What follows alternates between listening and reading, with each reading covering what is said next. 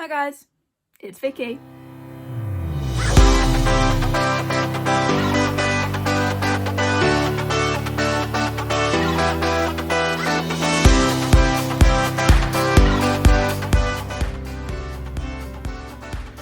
So I have no idea if I've done an intro to this video yet. I don't even know if I've done my little hey Vicky bit at the start, but I am feeling a bit stressed right now. Okay, so I'm leaving to go up to a main interview tomorrow, but I have full lectures in the morning until I have to leave to go. So I have to like get everything ready tonight. So I've just like realised that I needed to print off bank statements and stuff like that. I've done that, got all of my papers together. I have a little stress clip, so I'm right into that somewhere. Yeah, but anyway, this video is going to be my first NQT interview. So yeah, I'm gonna take you along with me. I don't know what I'm going to get to film, honestly. Obviously not going to jeopardise any chances of me being offered a job, but yeah, just try and keep you filled in here and there if I can. Right now I need to pack a bag. I've actually picked out my outfit already, but you'll see that tomorrow. Not tomorrow, Wednesday, the actual day of the interview. So let's get some stuff together.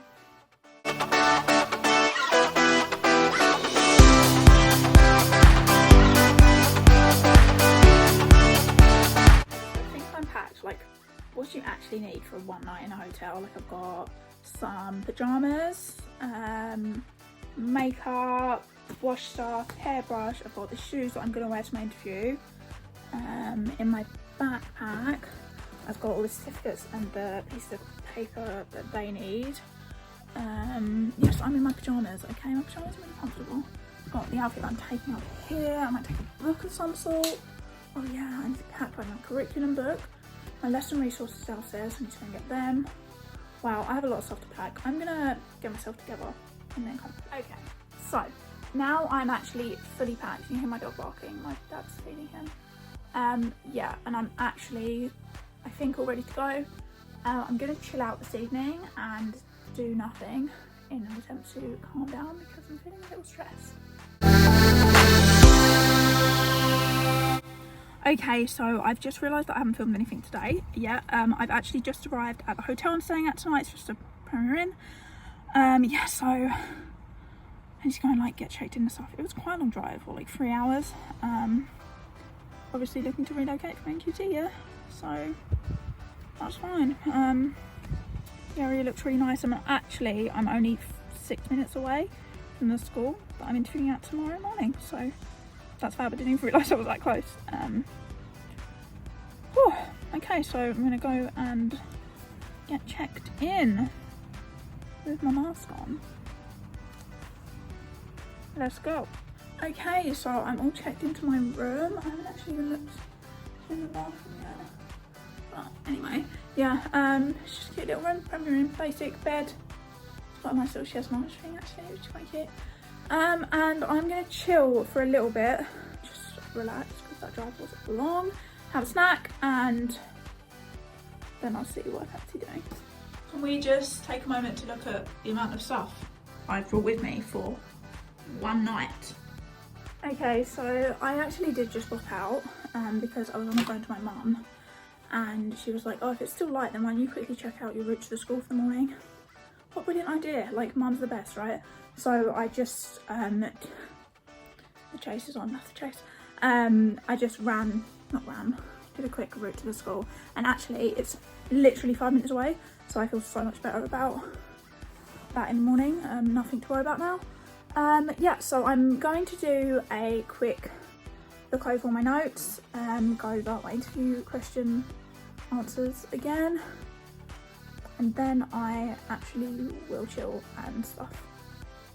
Current setup, all my notes, my application form, interview questions, and the chase. Oh, okay, don't look at my hair yet. I'm gonna straighten it in the morning. Okay, so oh my god though, I just got an email from the head of lower prep of the school that I'm interviewing at tomorrow, and it just says, just a quick note to wish you the very best for tomorrow.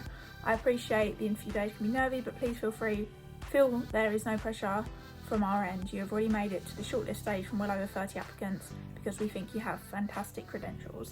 Wishing you all the very best, and I look forward to seeing you tomorrow morning with best wishes.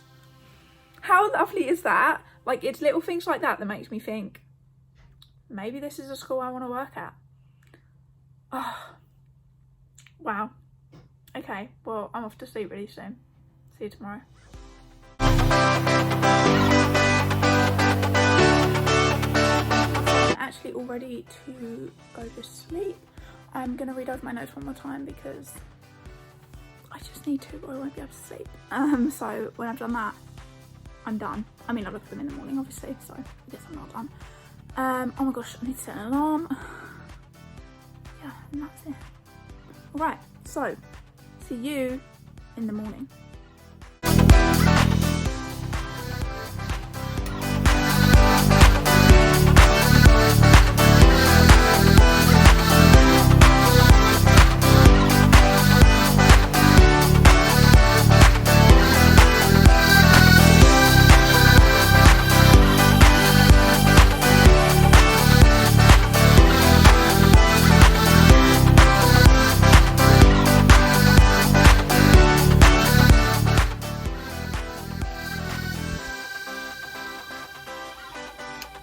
Okay, yeah, so this is the outfit I went for. That black Asda, George shirt, Ted Baker jacket, and some trousers from, I think these ones are actually Zara, and my Russell and Bromley pants. Yeah, so I've chucked on a coat, I've got my mask, and all my bags are here, ready to go. Feeling a bit nervous now. It's gonna be fine. I'm interviewing them as well, right? That makes me feel a bit better. I'm interviewing them. Okay, so I just arrived at school. I'm gonna go in now. I'm 10 minutes early, which is how I want to be. And my mantra for today is be calm, be confident, be professional. So that's what I'll be saying to myself. Alright, someone's just pulled up next to me. See you in a bit. Okay, so you joined me in the toilet. I'm actually waiting for my third session, which is the session before lunch. So far today I've had my Headmaster's interview, which was first, and I think that went okay. I had answers to all of the questions, and one of my answers, he actually said that's the best answer I've ever heard for that question. So that was really nice, very reassuring. I've had a tour of the school, and now I'm waiting for my curriculum interview, then lunch, and then my lesson. So I'll see if I can check in again later. Okay, so I'm all done.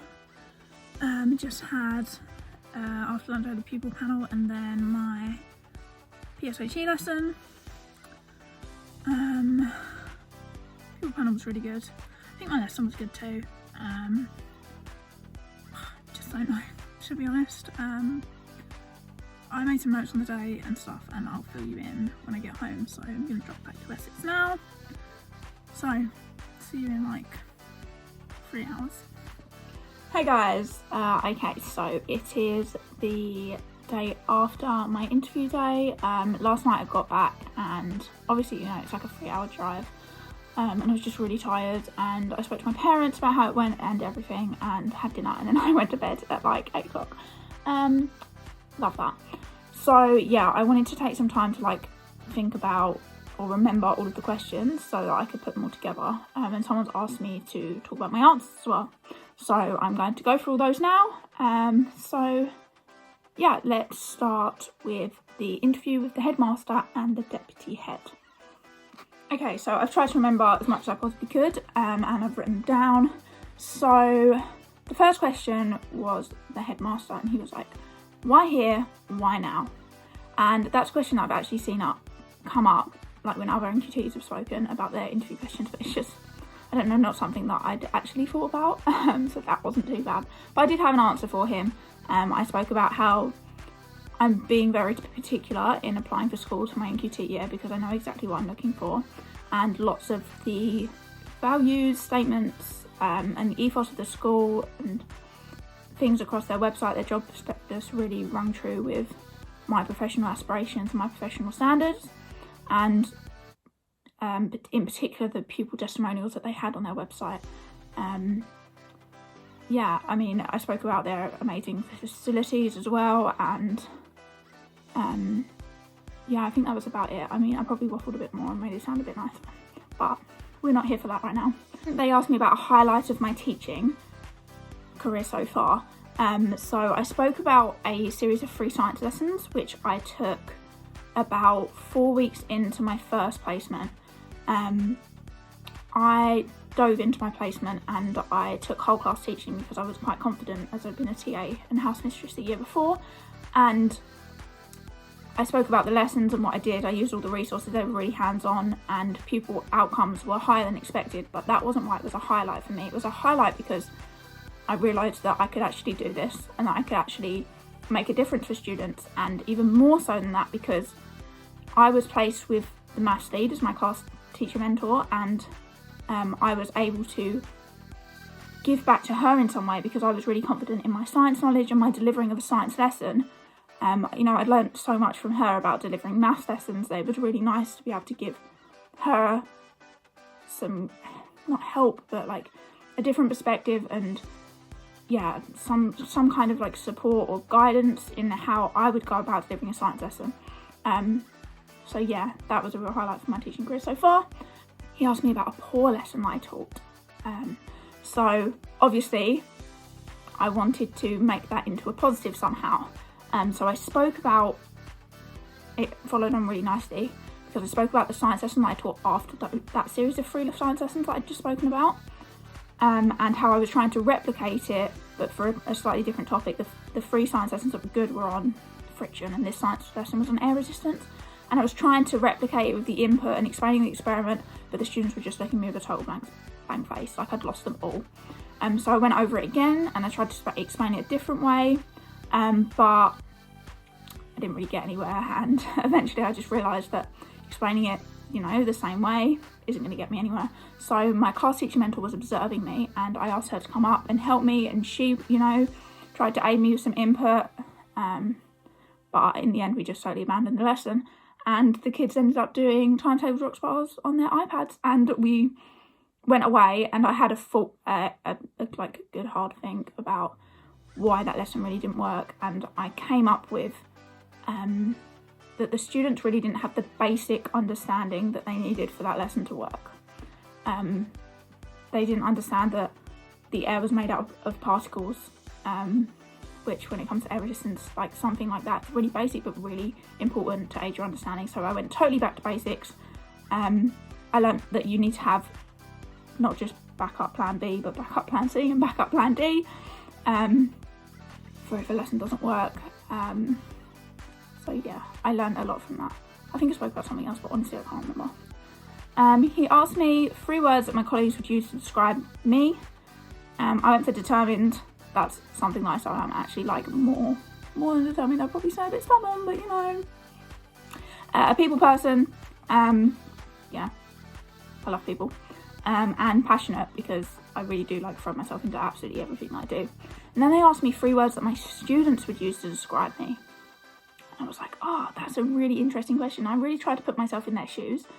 And I went for fun, because I really do try to bring like fun, and a second one I went for enthusiastic, and I try to bring enthusiasm to my lessons as well, because I think if I'm enthusiastic about it, then the kids are going to bounce off that and it's going to just create a better lesson. And then I went for 2 words kind of, but always learning, because I do talk to my students a lot. When I'm up in front of the class, I'm quite happy to make a mistake, and I'm quite happy to point out to them that I don't know all of this, you know, that I'm still learning all the time, just like they are. And I think that's a really important thing to like have in the classroom, and for them to be aware of the fact that you're learning with them. And it just creates a nice environment, especially if you're okay with making mistakes, to encourage them to participate and not be afraid to make mistakes, because we all make them and they're fine, and then you can just move on and learn from them. Yeah. He spoke about my thoughts on parent-teacher relationships, and I spoke about how I've dealt with that for quite a long time, being a swimming teacher for almost 10 years, and obviously that it's a relationship that you need to nurture. They put, you know, so much trust in you, having their children all day. However, there are professional, you know, there's lines, and as much as I'd love to have an open door policy for parents, it's not an option, I believe. it's important that they can contact you through like email or something, but an open door policy isn't exactly how I would run my classroom. How you would support a student who was a competent reader. And that one stumped me a bit. I was like, that's very specific. So I took a moment and I had a think. And I spoke about how it's not just about reading a book, it's about understanding the book. And then how that the reader could be looking at themes within the book and making connections, or thinking about the different characters in that book who they can relate to, or writing letters to and from characters, or how they can compare that book with other books that they've read, or how they could write reviews for the books that they've read to give to other students. So yeah. And then they gave me some scenarios. So there's a student that doesn't want to be here, doesn't want to be in your class, doesn't want to be at school. What do you do? So I touched on the behaviour policy, and then any pastoral issues, talking to Senko maybe. But I mainly draw on my own experience, because in my first placement I had a student that was a bit of a reluctant learner, and I learned a lot from that, so I draw on that. And then another scenario is a girl in the class that had a bump on the head and was withdrawn, and what you to do. So again, I spoke mostly about safeguarding for the answer there.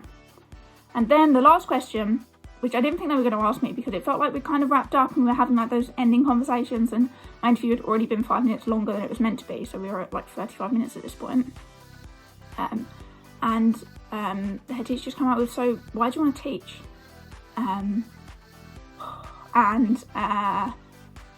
Yeah, so I went through all that. I'm not going to talk about it now because this is going to be a really long video, but maybe I'll do a video on that some other time. Okay, so yeah, then I had a tour of the school, and next up is my curriculum interview. So when I saw that I had a curriculum interview, I was just like, what is that, right? I had absolutely no idea, and I did really brush up on my curriculum knowledge for year 3, 4 and 5, just because I thought maybe that's what they were going to test me on or something, but it wasn't really about that, but obviously that's just good knowledge to have anyway, so it wasn't a waste of time. The questions they asked, what does effective teaching and learning look like? Wow, I felt like that was a difficult one. I talked a lot about assessment for learning, questioning, being guided by the students in what they want to learn and what they're interested in.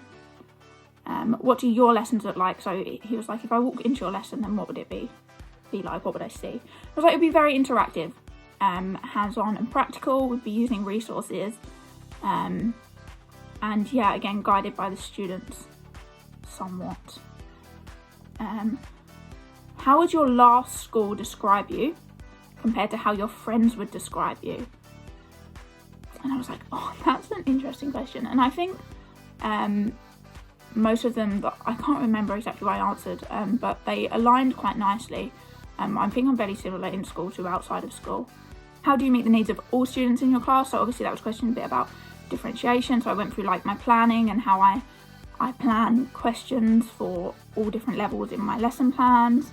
And yeah, differentiation, basically the answer was just talking about that. What qualities would you bring to the school? So I spoke about outside of the classroom quite a lot here, and the different things that I'd like to get involved with, from sports to performing arts.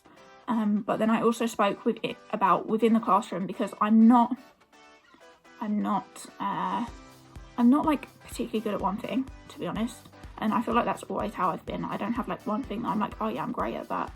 I'm just like more of a all-rounder. So like, it's not that I bring one particular skill, but I just bring a range of skills that I'd really like to nurture and improve upon. And yeah, what would you bring outside of the classroom? So I've kind of already covered that. So that was the curriculum interview. I also mentioned in there that like, I'm not the finished product yet. I'm going into my NQT year. Like, there's a lot that I still need to learn, and that I'm, you know, really open to that, and looking for a school that would be able to provide that for me. So yeah, next up is the pupil panel. Okay, so the pupil panel was actually, it was something that I was really nervous about, because I don't know if I've mentioned, but like, I was on pupil panels when I was in secondary school, and I used to come up with these questions that would just stump the teacher, and it would be so funny to watch. But now I'm on the other side. So they asked what qualities I bring to a lesson. So obviously these answers, I mean, obviously I wanted them to still, you know, still reflect me, but I needed to approach them in a different way to talking to the headmaster. I was talking to 3 year 3 students, I think, or 1 year 4 and 2 year 3 students. So I went with the 3 Fs, which is something that I came up with on the spot. Love that. Fun, firm, but fair. And I went through them and I spoke about them and why I think those 3 qualities are really important to have in a classroom. They asked me what my favourite joke was. I was like, wow, what a question. So I asked them what their favourite jokes were, and that gave me some time to think. And I was like, oh, and then I came up with one, and I have no idea where this joke was in my mind, but obviously, like, it was somewhere. And I was like, why are fish so smart? Because they live in schools. And I was like, and the kids all laughed, but, you know, I think they were just being polite. But it was kind of teacher related, so anyway. What did I want to be when I was younger? And you know what? I'm not 100%, but I really loved music, singing, performing. So I went with like an actress, a performer. I asked all of them what they wanted to be. And their answers were really cute. What I'd bring outside of lessons and what clubs I'd like to run. So I spoke about swimming. I ran a gymnastics club last year. That I like performing arts. But really I'd like to look at what the students want in a club and what they're looking for that's not currently provided. What is my favourite subject to teach? So I went for PSHE. I said I think it's a fun subject, which is, you know, really nice, but I think also it teaches some really important life skills. And I mean, they all agreed with me, but I'm sure, you know, they're polite kids, they agreed with everyone, so. And what celebrity inspires you? They were saying, oh, you know, it doesn't really have to be a celebrity, but someone that you see as famous. And I went with my granddad. And, you know, he designed the Ford Fiesta engine, so actually, you know, had a worldwide impact. His cars are all over the world. And he got an OBE, like, he's a really cool guy, but, you know, not necessarily famous. Yeah, so that was it. That was my pupil panel, and one that I was really nervous about, and one that actually went really well. So, okay, so that is all of the interview questions that I can remember.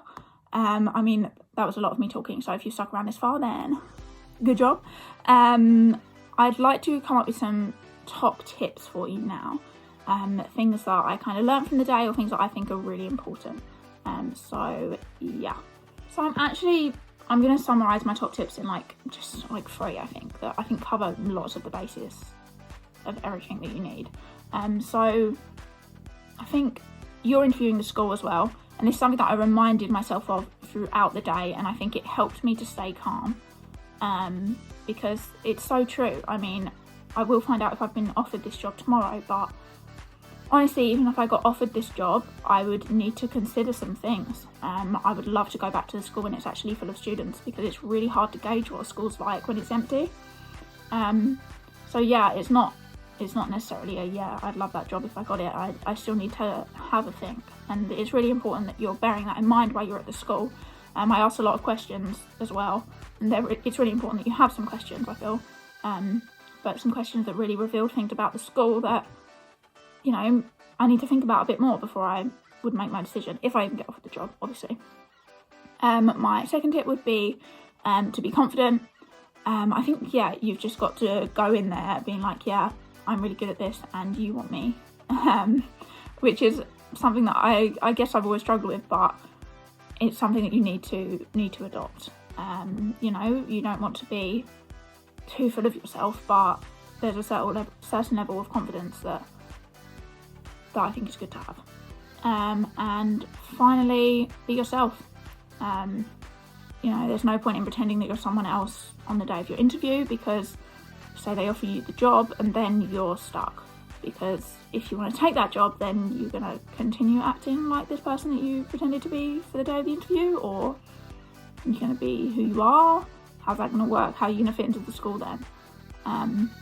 So yeah, they're my 3 top tips. I don't know if anyone else will find them helpful, but I think that's my video all done. I think this is going to be a really long one, so yeah, good job again if you've stuck around this long. I hope it was helpful for some of you. I wish I'd got to like film more on the day, but obviously my attention was elsewhere. Yeah, overall I'm quite happy with how this interview went. I mean, even in my Headmaster's interview, the question I answered about what was the worst lesson that I've ever taught, he said that was the best answer that he's ever heard for that question. So, you know, that was a real confidence boost right at the start of the day, and something that I was really happy with.